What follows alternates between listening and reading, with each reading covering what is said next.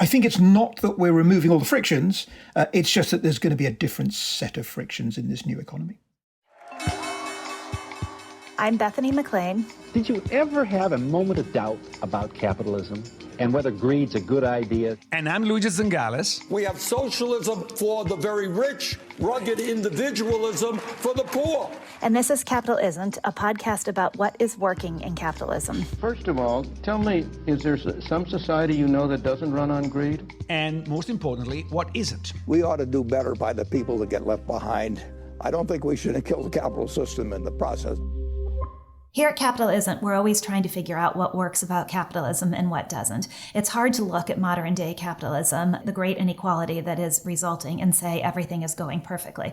So we're always in search of guests who can help us elucidate and explain, come up with new theories about what it is that's driving inequality, because fixing this is core to making capitalism work. So our guest this week is Jonathan Haskel, who's written a great new book with Stian Westlake called Restarting the Future, How to Fix the Intangible Economy. And in it, he essentially argues that there's a lot of disappointment around the performance of many economies since the start of the century. One big switch we've seen is that previous growth has been driven by increasing investments in the intangible economy. And this was the subject of a previous book by him called Capitalism Without Capital.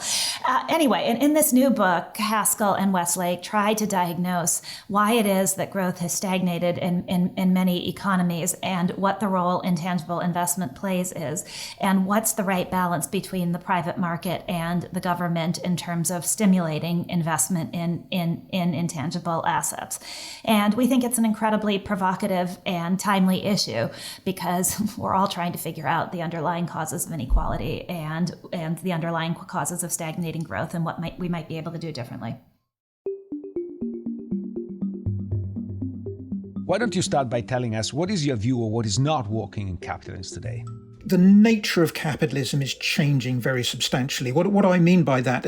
In the old days, what economies and firms would do is they did invest in very tangible assets, right? Buildings, plant, equipment, vehicles. Those are the things which accountants love to count and which traditional businesses, large oil companies, steel companies, businesses like that are built upon. Those are the kind of core assets for those businesses.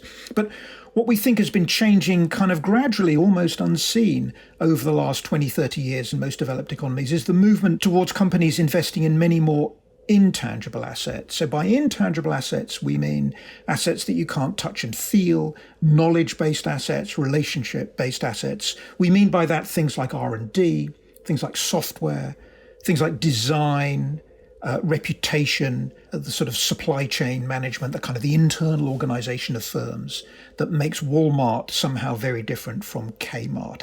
What we talk about in the book is two particular properties of intangibles. One is the spillover property. So if I designed something, once Apple had designed the iPhone, basically within 18 months, every single smartphone looked like the iPhone. So there's a spillover effect. And that's a force for kind of equality, right? If everybody copies everybody else, then, all boats should rise on that basis. The other force and the interesting feature of the intangible economy that works against that is another tendency beginning with S, which we call synergies, which is it's the combination of these intangible assets, which is extraordinarily valuable. So Apple is an obvious example. It's the combination of the software and the branding and the operating system and so forth.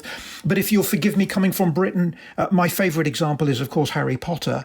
The synergies in Harry Potter are, the amazing script, plus the software which goes into the movies, plus the theatrical design that goes into the theatre and all those kind of things. So that's a second force, and that force means that the rewards are concentrated very strongly in the firms who are successful with those synergies. And one of the things we think is kind of interesting about this is what seems to have happened is that the synergies seem to be having more effect than the spillovers, which is and that explains why it is that the successful intangible intensive firms, the Apples, the people who do Harry Potter, Warner Brothers, are breaking away from those other firms. So you might say, well, what's going wrong with that? If firms are going to be able to reap all of these synergies, what's going wrong? Well, there we think that there's something going wrong with the financial system, which is that it's pretty difficult for startup firms who want to try to reap these synergies and want to try to enter the market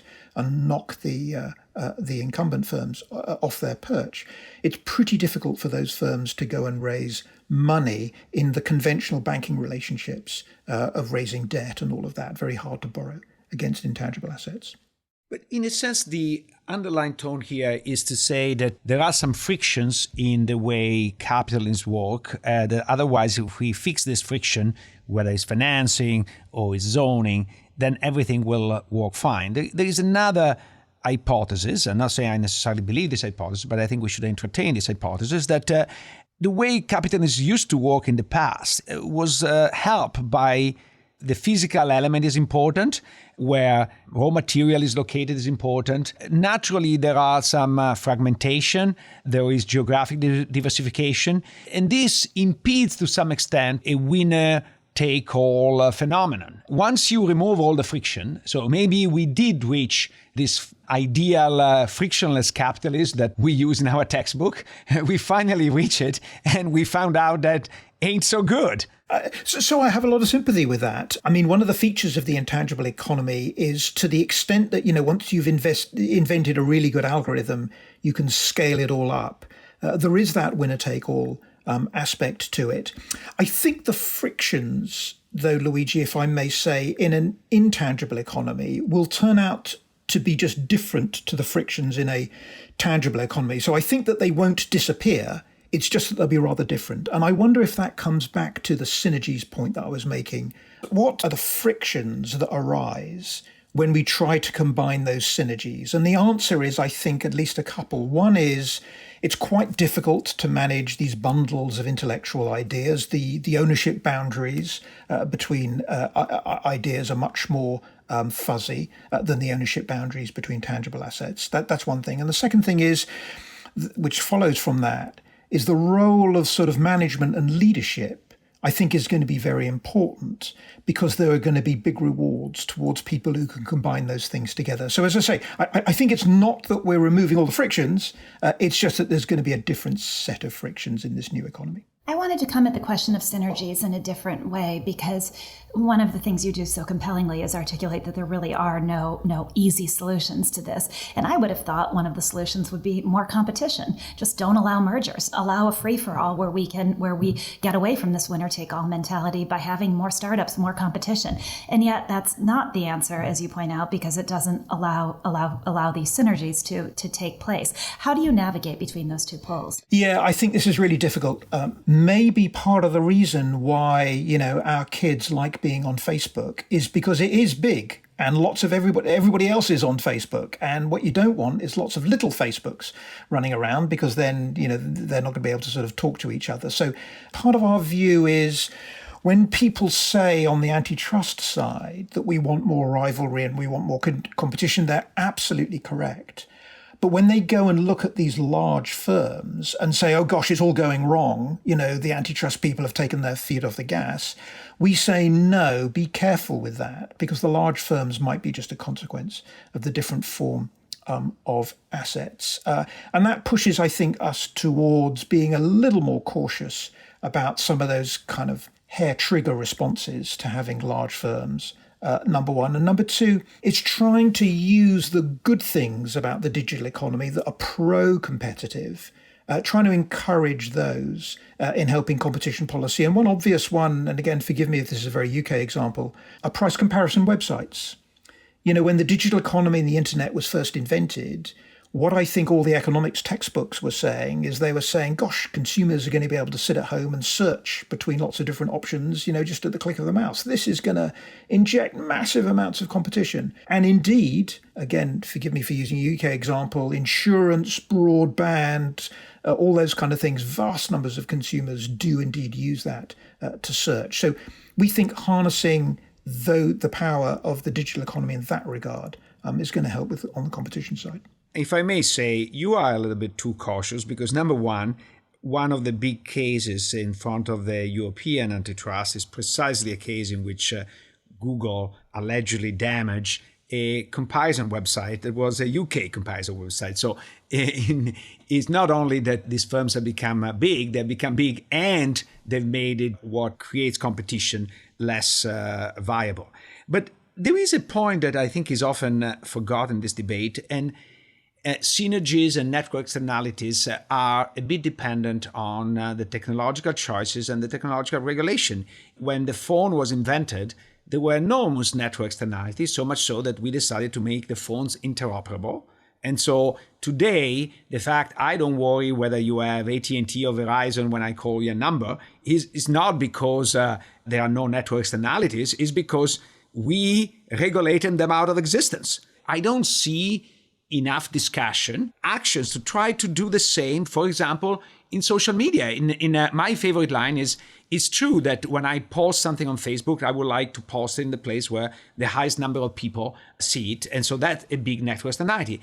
But on the posting, there is a big network externality. On the editing and the promotion and the selection and all the stuff, there are no network externalities. So if we were to just separate the posting from the editing, you could have, if you want, a regulated monopoly in posting, but then you will have competition in editing, which is actually the part we care about from a democratic point of view and from all the stuff. If we were a little bit more creative, we can reproduce the right conditions without just stopping and saying, oh, there are these externality, hence we need to live in a monopoly world. Well, Luigi, if I can come back on that for a second, if you'll forgive me, I think we're actually rather agreeing with you. So on the issue about Google and damaging price comparison websites, we say in the book that the one thing we must do if we're going to rely upon harnessing the good side, the pro-competitive side of the digital economy, is make absolutely sure that price comparison is working. And that is just a plea, essentially, for precisely the regulators to concentrate their time and effort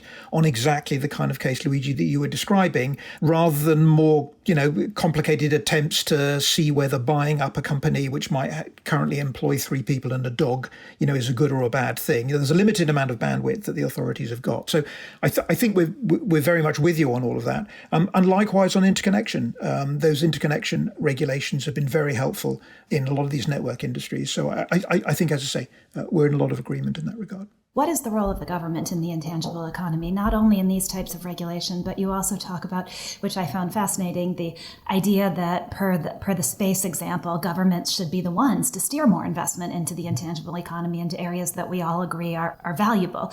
That's not traditionally the way, hardcore capitalists think of the government operating. And so where did you come out? What is the role of the government in the intangible economy, and should it be different than it was in the tangible economy? Does it need to be different? We come out being cautiously advocating a higher role for government around basic research. So the space race, things like that, are examples where no individual company would undertake those types of investment unless they were backed by an eccentric billionaire. No individual company would undertake a space race investment. It's just too big, and there are too many spillovers once one has devised microprocessors, materials, all those kind of things. All those kind of ideas are going to spill over elsewhere. And so that's probably something which governments are going to have to do. And indeed, most economics textbooks would agree with all of that. And we talk about lighthouses as being a kind of canonical example as well of where there are these collective action problems from these sort of public goods. There, we're cautiously saying, let's have a little bit more government involvement to provide that basic research. But going back to the synergies, the other example we talk about besides the space race is that remarkable innovation, namely the wheelie suitcase. Because the wheelie suitcase always strikes us as being a remarkable counterexample. After all, the wheelie suitcase consists of a suitcase and the wheel just combined together. Now, these aren't the product of a multi-bazillion dollar administered centralized space program with the world's finest physicists working on all this stuff. This is the product of synergy. Can you only imagine what we would have gotten if the government had put multi-billion dollars into developing the wheelie suitcase? By the way, we went to the moon before we invented the wheelie suitcase. This is an interesting factoid. It is. And as you say, Bethany, maybe if we hadn't gone to the moon, we would have had the wheelie suitcase earlier, actually. But it's getting that balance between the sort of centralized directed research, which solves these spillover problems, and the decentralized marketplace, which will experiment a lot. Getting that balance between the two is difficult. And as I say, we are slightly on the side, at least when it comes to basic research, of a little bit more government involvement to help with those spillovers. But can I go back to your lighthouse example? Because for the listeners, the lighthouse is the ultimate example of a public good. And there is a huge debate with the best economic minds applied to it, because while it is an ultimate public good, there are plenty of examples of lighthouses privately supported. You in your book make a fascinating case of how differences in technology really changes the institutions that are needed. So I would like, why don't you tell your example, and then I would like to discuss that, because I think it's a very, very important point. People talk a lot about good institutions and bad institutions, and we say, hold on a moment, we've got to fit the appropriate institution, appropriate to the technology. So the story with the Lighthouse goes like this. In every single society seems always to be worried about whether it's a technological laggard or not. So in 1851, there was a commission in Britain. It was a royal commission, actually. We do things properly in the UK. And the royal commission was set up to investigate the provision of lighthouses. And of course, since Britain is a maritime nation, having lighthouses is a first order issue, right? This would be like having, roads without traffic lights. This is a really big issue. And the issue was that in Britain, despite our maritime heritage, we had rather few lighthouses using old technology. Whereas the French, this was particularly irksome for British people, whereas the French, and indeed the Americans actually, had modern lighthouses using modern French technology. And so the commission was set up to find out why. Well, it turned out that British lighthouses, the institutional feature of British lighthouses, was exactly the opposite of what's in the textbook. They were all privately owned, which comes as a surprise to many students of economics. The French lighthouses were all publicly owned. And when you delve into that, you find when lighthouses were first kind of invented, really back to ancient Greek times, their production of light was pretty poor. They burnt candles or coal or whale oil, and it just didn't project the light very far, which meant that lighthouses were suitable for going on the end of ports to signal the entrance to a port. And that's about all they were good for. They were no good for, sea-going or ocean-going navigation because nobody could see the light. From the economics point of view is that if you put a lighthouse on the end of a port, you can fund it by the private sector. And the reason you can fund it by the private sector is that every boat who goes into the port passes the lighthouse, pays a port fee, and so you can fund the lighthouse by wrapping it into the port fee. That is an entirely private sector operation. You don't need the public sector. You don't need a big government, etc., etc., etc. Well, in the early 19th century, Fresnel invented a new form of light illumination, which essentially revolved around prisms and concentrated the light, and made the light cast by the lighthouse. It was cast over a much, much longer distance. And so this change in technology meant that there was now a very different economic problem, because the ocean-going boats could now use the lighthouse. They didn't dock at the port. They sailed straight past the port. And so it was impossible to charge those ships. And so it became from a sort of private problem, a kind of contracting problem, essentially, between two willing parties, to a collective action problem. So this is exactly the public goods problem that you read about in economics textbooks. And indeed, the French, where the Fresnel light prism was invented, they went therefore to a very different institution, which they went for government funding. And indeed, that's essentially what the 1851 Royal Commission found out, which was that the French had the correct institution for the change in technology that there had been. Can you make the step of what is the analogy today? So in what way the appropriability has changed, and what are the institutions that used to be good in the past and now needs to be changed, and to what institutions? The way the appropriability, I think, has changed now is in general with a more intangible style economy. There are going to be more of these sort of spillovers around. And so there's more pressure now, I think, on getting the institutions of appropriability right. So, for example, patenting and intellectual property law which essentially seeks to allow private firms to appropriate the gains that they get from intellectual property. There's going to be a lot more pressure on getting the balance right between allowing the firms to appropriate those benefits and solve these spillover collective action public goods type problems and the synergy problems that I was talking about earlier on, where we want firms to combine all of those together. And where that takes you, I think, is to one of the difficulties around the patenting and the IP, which is in the area of kind of rent seeking, what economists call rent seeking, rather than people attempting to invent great new things and then patenting them. People instead take out large numbers of patents and then start suing each other. And so nothing gets done except arguments between individuals, essentially, about how to split up the cake. So the cake doesn't get any bigger. It's just that people spend time and effort into trying to divide up the cake. I was surprised that you were not more aggressive on this issue, because given this conversation, given that you go in details on the Wright example, Wright as Wright brothers that stopped the development of planes in the United States by having some very powerful patents, why don't you go more aggressively in the direction of abolishing the patent system or weakening it substantially?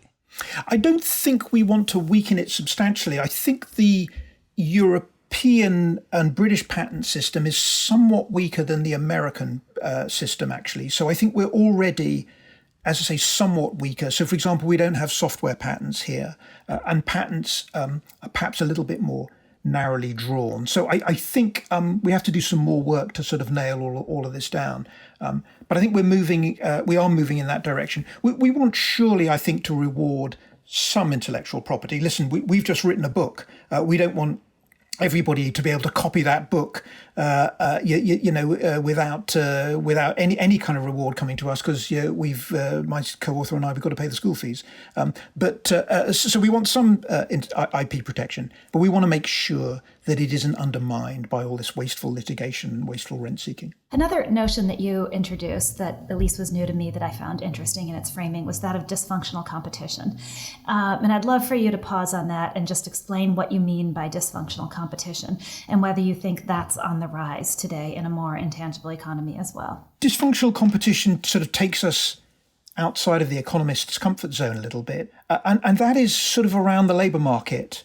And a particular example might be the choice of schooling, the extraordinary pressure on parents to get their children into a particular school, upon the children themselves to then succeed in the school. In part, I think that is somewhat due to the intangible economy. And it goes back to Luigi's made the comment earlier on about the winner-takes-all sort of style of the intangible economy.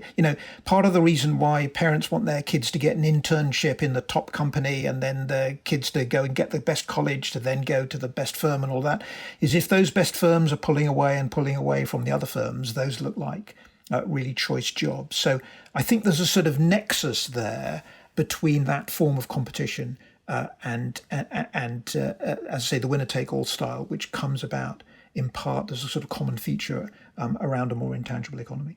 Dysfunctional competition is, or what you call dysfunctional competition, is, as you said, the result of a winner-take-all that is not necessarily the effect of synergies. Could be the effect of synergy, but in part is the effect of rent-seeking. If I am a large organization, I can better control political system, better make sure that my patent get approved and get to extract rents and so on and so forth.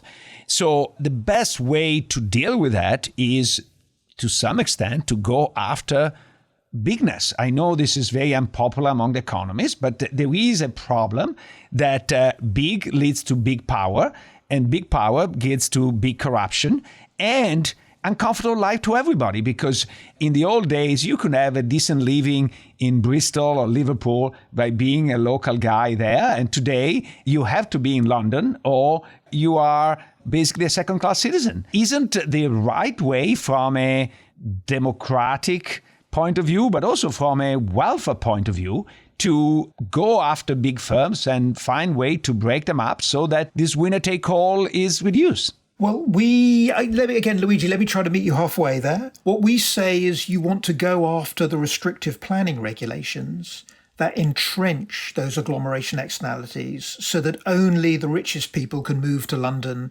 and take advantage of those kind of externalities and have themselves be adjacent to the large firms and so forth as well. So we want to get rid of that system as well. I think the other thing is we've got a lot of public funding of higher education in the UK. And so to the extent that that might be dysfunctional and there might be, lots of rent seeking and so forth going on with higher education institutions attempting to influence the way that money is spent and so forth, we'd like to see rather less of that as well.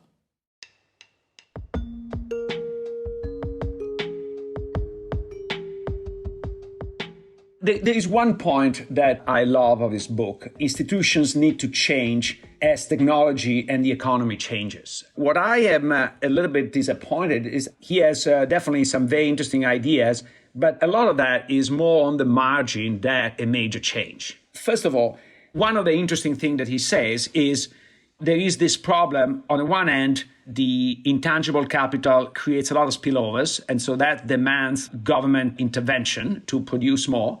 On the other hand, there are synergies, so this stuff needs to be combined, and generally the market has more of a flexibility of doing so.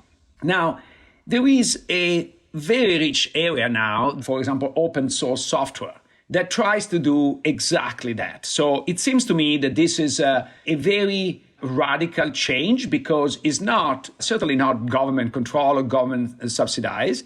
So it has the benefits of the flexibility of the private sector, but without the veto power and the disproportionate return you can grab by doing an epsilon improvement. It does require a lot of coordination, but this is where there is also a positive in the intangible economy. The coordination costs are much lower thanks to all the communication media that we have.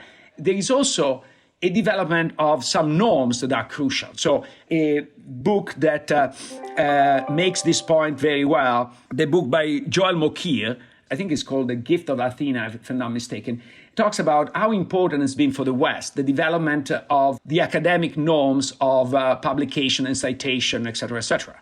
And you say, why? It's because think about it, how brilliant it is that people waste their life trying to find a discovery and then they give away for free. In the world of, if you want, a capitalist economy, when you develop a new gadget, you lock it up in a patent and you become a billionaire. In the world of academia, you publish it, and if you're really, really lucky, you get a Nobel Prize that by today's standards is pocket change. What you really get is prestige.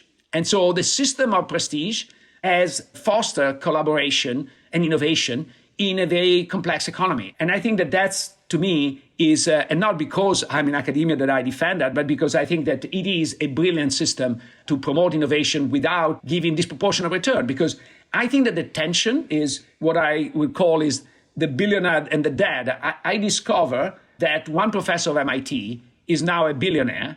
Why? Because he was a co-founder of Moderna. He forgot to sell his shares at some point, like every finance person would say you have to diversify. And as a result of this, he has become a billionaire. Now, I'm all in favor of rewarding people, but did he need to become a billionaire to sort of incentivize him or not?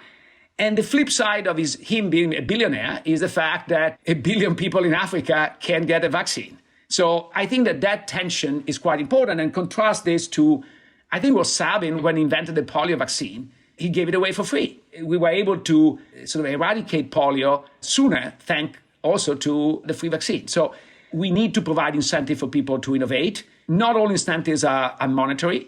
And we need to think about more creatively how to create new incentives so that we don't create also these disproportionate outcomes. That's interesting. I don't know that there's a way to do that in any structured sort of way because we are all wired differently, and we're wired differently based on our genetics, we're wired differently based on how we grow up, and we're wired differently based on how our professions shape us. And I don't know that you can take a person of 30, 40, 50 and make them motivated by prestige if they've been motivated by financial rewards their entire life. By the same token, I don't know that you can I don't know that any sort of system can take someone who is always motivated by prestige and make them motivated by finance. Human nature may defeat the idea of systemizing this in any way. Maybe there's something really healthy about a world where everybody is motivated by different things and we're all competing based on different rewards. But I think your idea may break down in the same way Haskel's thinking does, which is really, really interesting. What an interesting way to think about the world. But how you operationalize it or systematize it, I'm not sure. But sorry, Bethany, maybe I wasn't clear. I'm not proposing to substitute completely incentives with this system. I'm just saying I would have expected as a natural consequence of what he was saying that it will go more down that path, because that path does exist. So think about the Wikipedia community. The Wikipedia community works very well through a system of prestige and incentives, not through a system of money. People are not paid to do that, and it works quite well. I'm not proposing to substitute everything with Wikipedia, and certainly in some sectors, you do need very powerful incentive. But if you talk about intangible capital and you see the inequality that this intangible capital is bringing, which is not, in my view, a bug, it's almost a feature of the system, then you need to think about radically alternative strategies. Because if you are in a world where you are a winner-takes-all economy, and where the rewards are disproportionate. So first of all, he talks about trust, but it's very difficult to develop trust when if I can cheat you a little bit, I can become a billionaire and you are left behind. The incentive to deviate and not cooperate as a society become very big. We cannot just invoke that trust will come from heaven. We need to create a society that can support it. I understand your point, but the sort of people who are willing to go work for Wikipedia and do things to be part of a community, I think are inherently different than the kind of people who need big financial rewards. And I think the things that make those people different are formed throughout a lifetime, and it's not that easy to switch people's motivation. Your point about trust is an interesting one, and it does seem to me that modern social media sits at this cusp of trust. The more we learn about how social media actually works, the less we can possibly trust it. It's in their interest to keep secret from us how they're actually making money and how they're actually using our private information, because the more we know about that, the more we would demand for things to be different. So it seems to me that a lot of the modern economy operates on exactly the opposite of trust. It operates on a certain sort of deception.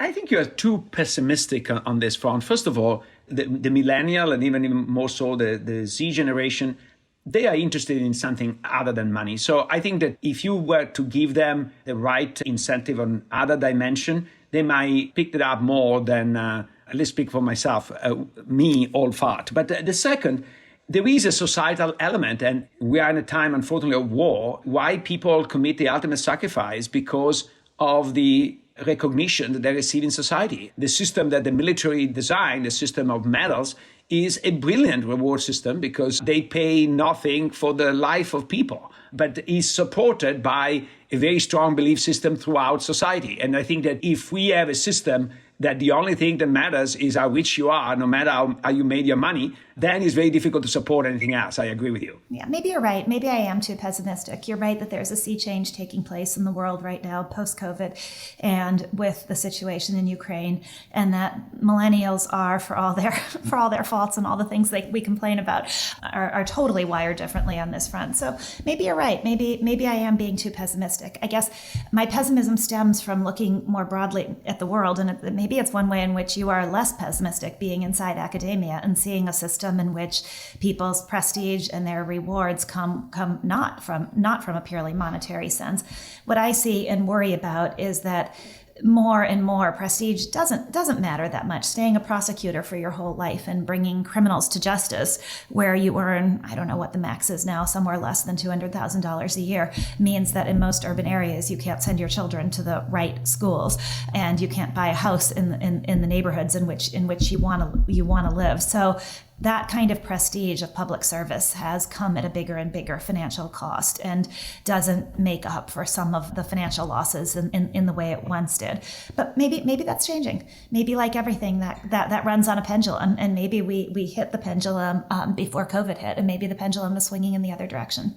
No, but actually I agree with what you just said. And it is true that the differential between the private sector and the public sector, especially in some areas, has skyrocketed. I have a working paper with 2 colleagues where we look at the difference between what the chair of the FTC or the position at the Attorney General at the DOJ pays you versus what being an equity partner in the law firm gives you. You always made more as an equity partner in the top, let's say, 100 firms, but this differential has skyrocketed in the last 20 or 30 years. People are willing to give up some for the good of the country. They're not willing to sacrifice everything. I'm not saying that you run only on prestige because either you are fanatic or you don't work. I'm just saying that you should mix the two. And to your point, there is an element, it's hard to quantify, and this is where we economists are very bad at, because we don't have really a cost of inequality per se. Extreme inequality does undermine some institution in society, because you are so rich that you can look down to the prosecutor in your area. Part of the prestige and power of the prosecutor has disappeared. The power of the law goes with it. When I was a little kid, everybody was saying, why you see some gold in the church when there are so many poor in the world? And the answer that I was always given is because you want to maintain some prestige in the place where God is, and etc., vis-a-vis the rest. If you don't have some reward, then you don't have the prestige, and without the prestige, you don't have the credibility and enforcement and all the things that go with it. So I'm all in favor of giving rewards. I'm just saying, especially when it comes to innovation, where the rewards can be in the billions, maybe we can sort of fine-tune them a bit better. But I think I'd come back to my original criticism of both Haskel's point and your point by asking you this. How would you operationalize this? How would you take your argument about the importance of prestige from the realm of the theoretical to the realm of the practical? Just as our question for Haskel was, how do you actually take this balancing of spillover effects? How do you take that to the realm of the practical? What do you have governments do? And so what would you have governments do? What would you have society do in order to make prestige once again be a more important part of the value equation? One idea that is also present in the book by Haskel is the use of prices. Now, prices cannot be used for everything because you need to have a very defined objective. And sometimes you don't even know the objective. So it's difficult to say, I want to create a prize for creating the iPhone when nobody had an idea what the iPhone was. But for the vaccine, it was relatively easy to say, I want a vaccine with this level of effectiveness and this level of cost of production. So prices motivate people from a monetary point of view, but also from a prestige point of view. The evidence is that people overinvest in searching for or in trying to get the prize. So, for example, there was the famous competition to go across the Atlantic, the first person to fly across the Atlantic that Lindbergh won. I saw some accounts that people have invested 5 or 6 times the price collectively in order to reach that price. So there was a lot of investment. And part of it is, again, the prestige. We know who Lindbergh was because he crossed the Atlantic. If there wasn't maybe a prize, we would not know his name. It's not only the government. The government can do this through prices, but also we, society in general, can organize. And I think that having maybe some weakened patent system in exchange for more collaboration could be a useful thing. I'm not an expert in the patent, but I see some benefits in going that direction. And to be fair, in the book, he mentioned that as well. But there is not a too clear connection with how you set up for example, an open source software system. Yuri Milner, along with a bunch of Silicon Valley people, including Art Levinson and Sergey Brin and Ann Wojcicki and Mark Zuckerberg and Priscilla Chan, created the Breakthrough Prize. $3 million, I think 6 $3 million prizes are given to scientists and mathematicians. So it's an attempt to create the very thing of which you speak. And what I don't know and what would be interesting to look into was what has that done? Has that led to big breakthroughs? Has that created more collaboration? Has the work done in the quest of those prizes ended up changing the world in any fundamental way?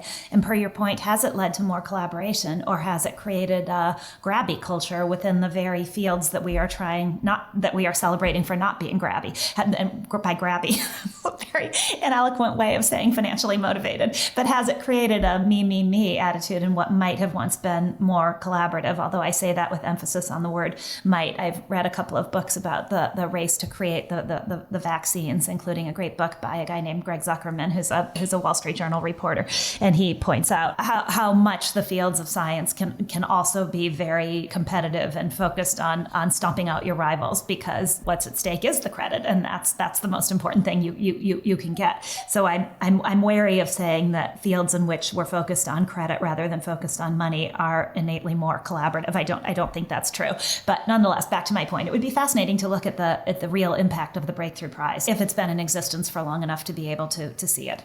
I think that's an excellent idea, but let me clarify one thing, because you are right that academia can be extremely competitive. There was a very famous joke, I think is from Kissinger, that when he moved from academia to politics, he said, "Oh, what's the difference between academia and politics?" "Oh, they say in politics is dog eats dog." And I said, "What the difference in academia is the other way around." So I think that there is a lot of intense competition. However, the difference, the collaboration comes that once you have proven the result and the price, then everybody can access that freely without any patent trolling or anything like that. And so in that sense, you can more easily get the synergies. So what I got from the book is that you really want to be able to pick and choose various ideas in new ways. In the beauty of the iPhone is not a breakthrough innovation. It is a phenomenal ability of putting together a lot of different innovation in a very cool combination, okay? But that ability is somewhat impeded by the barriers put by the patents that become veto right rather than an enabling characteristic. And so the beauty of academia is that once I give you proper credit, I can do whatever I want with that and combine the way I want. And credit is free. There's something innately interesting in that. One of my favorite classes in college was a class on Samuel Johnson. And he had a great quote, which I'm not remembering the exact words of right now, but it basically asks whether brilliance is the ability to think of something that nobody has ever thought of before, or the ability to pull together ideas and then say the thing that everybody sort of knew but had not figured out how to say yet. And I was thinking of that when you were talking about the iPhone, that there's an interesting analogy between that and innovation. Is innovation coming up with the brand new product that nobody else has ever seen, or is it the ability to pull together things that already exist and create something new and shiny and sparkly out of that? I'm hung up on this idea of practical application, though, and I'm going back to Haskel's point, even about synergies. He offers a really interesting way to think about things, and it makes me realize that I have been reflexively anti-mergers. I would have said, just get rid of them all. Let's have an FTC that is much, much tougher. And reading his work made me think that's not right. There's no easy answer to this. We need more nuance in how we approach mergers, but I'm not sure on a practical level that we're set up to do anything other than black and white, that we can do this kind of nuance in a thoughtful way. Government rules and regulations don't do nuance. And so I don't know, once again, when you look even at that specific examples of synergies, how you create a system of approving mergers that fosters synergies and gets rid of the negatives associated with mergers. I actually think that you were oversold on that point. I'm not so keen. I thought that was one of the weak points of the book, because he sounds like very laissez-faire on that front. I actually think that a lot of the synergy can be captured in way other than merging. After all, you can have joint venture, you can have other activities. Why necessarily you need to own the entire other firm in order to collaborate?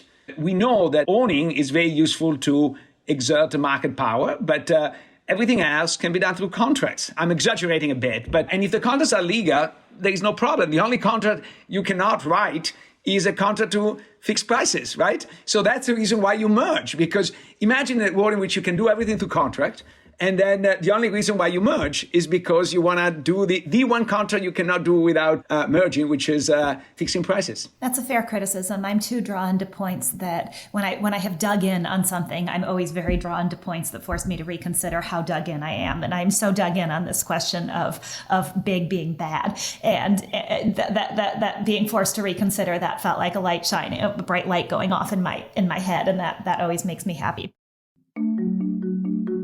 If you're enjoying the discussions Luigi and I are having on this show, there's another University of Chicago podcast network show you should also check out. It's called Not Another Politics Podcast. Not Another Politics Podcast provides a fresh perspective on the biggest political stories. It's not told through opinions and anecdotes, but rather through rigorous scholarship, massive data sets, and a deep knowledge of theory. So if you want to understand the political science behind the political headlines, then listen to Not Another Politics Podcast, part of the University of Chicago Podcast Network.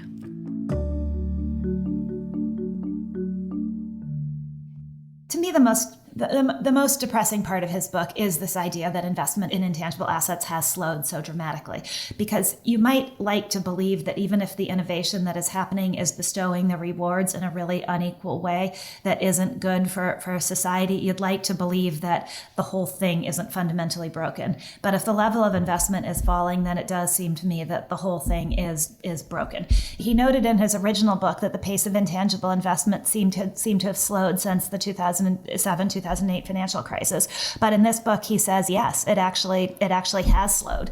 Sorry, this is UK or US or world? This is the world. And if that is what has been driving any growth we've seen, even at the cost of growing inequality, but if that's slowing, I do think that adds urgency to his work and urgency to finding an answer to the problems that he lays out. Yeah, I'm a little bit concerned. I need to look more carefully because the measurement of intangible investments is particularly bad.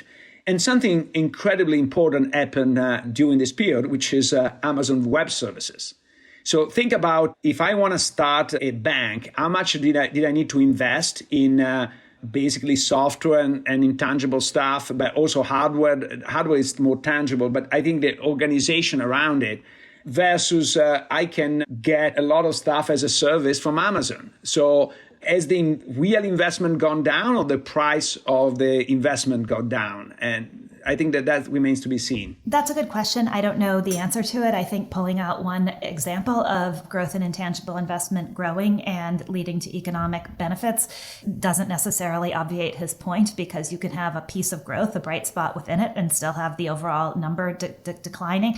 But you're absolutely right that it is all in how he's measuring it, and that I don't understand either. And so there may be a way, just like in our piece about private equity returns, right, where two people can look at the same set of data ostensibly and come up with two very different answers. There may be that analogy may hold here, and that if you tried to come up with your own measure of whether the investment in intangible assets was really falling, you may say, no, he's looking at this the wrong way. But that, assuming he is right about that point, that to me does add urgency to his work, because that's something I do think we want to understand and fix and change. That's an all is not okay signal. If that's the case, then it must be that there is a huge increase in market power, because we see that the difference between market value and book value of companies has skyrocketed. So if it's not market power, is the result of past intangible investments. But if intangible investment have gone down and the realized value of intangible equity, let's call it, has gone up, something is amiss. And so maybe that's a sign that something is fundamentally wrong. I was trying to push him on this point of say, how can you say that there are not enough incentives when people become billionaire along the way. Well, it's entirely possible that he's right about the slowdown in intangible investment and that it does prove the point that we have a winner-take-all world. And I think we got at that a little bit in the podcast, that these business models that are so powerful and richly rewarded today are winner-take-all models. They're not sharing models. It has the world fundamentally flipped.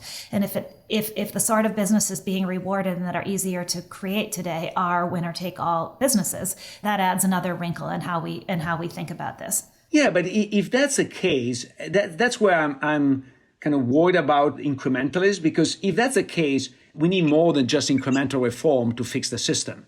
So if we think that the world is going in the direction of few large winner-take-all firms, what do we do to keep society together? Because it's pretty. Precisely. That's my point about urgency, that is the piece of his argument that adds the weight of the moment to it, that this is something we need to look at and consider and fix. It's not just a theoretical argument. It wouldn't be a theoretical argument anyway. If this were leading to increased inequality, that's still something we need to answer. But if the thing itself is also breaking, then it's an urgent question for us. I agree. So today for our Capital Is, Capital Isn't, Luigi and I wanted to talk about the extent to which corporations should take stances that are political in nature, rather than simply focusing on their bottom line profits. So there's been a major brouhaha on the internet because a memo from a company called Zeno, which is a PR firm affiliated to Edelman Holdings, was leaked, and this memo was suggesting all its advisee to stay quiet on the issue of abortion, at least yet. And then the New York Times weighed in on May 4th with a piece that was headlined, "Corporate America doesn't want to talk about abortion, but it may have to." And the piece noted that anti-abortion activists are thrilled with corporate America's silence. Pro-choice advocates are less thrilled, which I thought was interesting because I think that's more reflective of the Supreme Court's leanings than it is of any underlying philosophy on the part of either group. In other words, I think that if the decision had somehow gone the other way, the anti-abortion activists would be saying, corporate America needs to speak up. Yeah, and let's be very clear with our listeners. We are no expert on the abortion issue, nor we want to take a stand in one favor or another.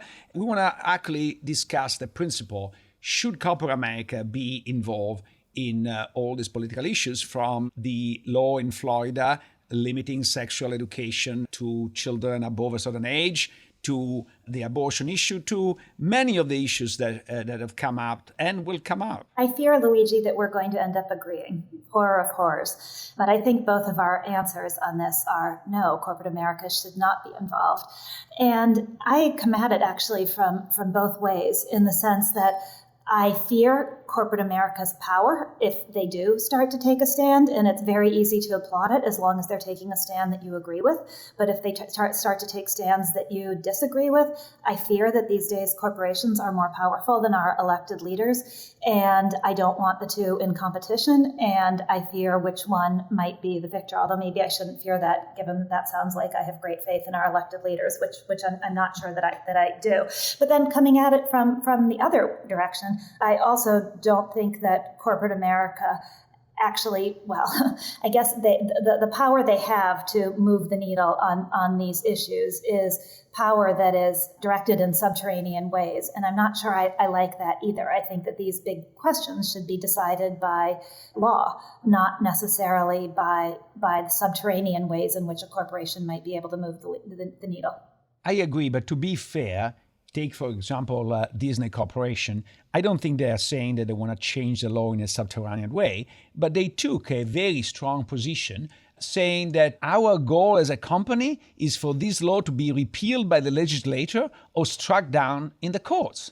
The fundamental question, which, by the way, is very much linked to the Supreme Court decision of Citizens United, is what role corporations have and should have. So on the one hand, you can think about a corporation as simply aggregation of individuals. Like individuals have freedom of speech and freedom of advocate for their political position, so should corporations.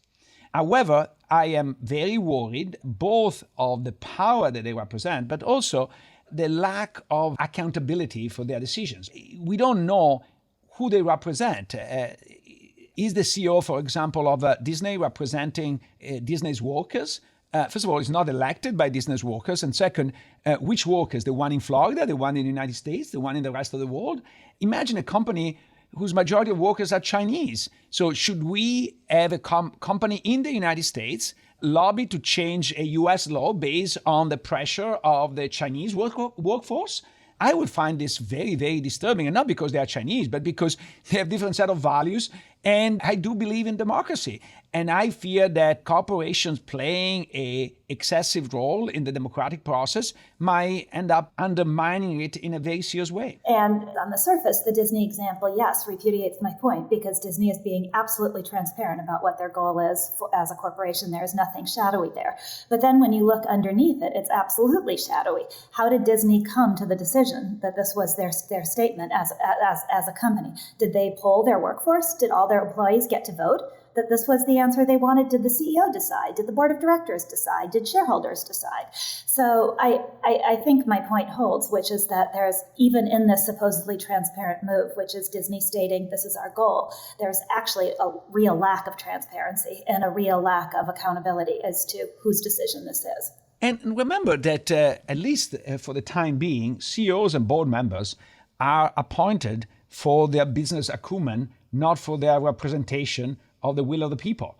And if we were to change that, we will transform corporations into little political bodies, which is not exactly what we want to do, given that the political bodies don't seem to work so efficiently. I think that this will be the end of corporate America as we know. Well, Richard Edelman might applaud this. The results of his survey say that corporations are more trusted than anyone else in the world, right? More so than journalists. I think probably more so than economics professors. That's a low bar. Definitely more so than our elected officials. So maybe we should just scrap our whole system of democracy and replace it with a corporatocracy in which big companies get to rule the world. I'm obviously joking. I agree with everything you just said. On the other hand, I would think that it's perfectly legitimate, and in fact might even be wise, for companies to offer employees who work in areas where abortion will become illegal ability to travel or even pay for traveling to perform abortion in other states. That would be, in my view, a very legitimate way to use corporate resources, because they might not be able to recruit good workforce in certain areas as a result of that. So I think we both agree that Disney's recent statement is a capitalism. Yes, the companies should stay away from political statements, but they should put their money where their mouth would have been to help workers in need.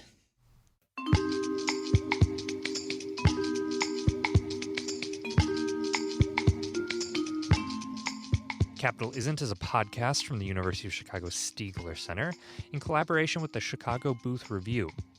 Also check out promarket.org, a publication of the Stiegler Center. Don't forget to subscribe and leave a review to Capital Isn't wherever you get your podcasts.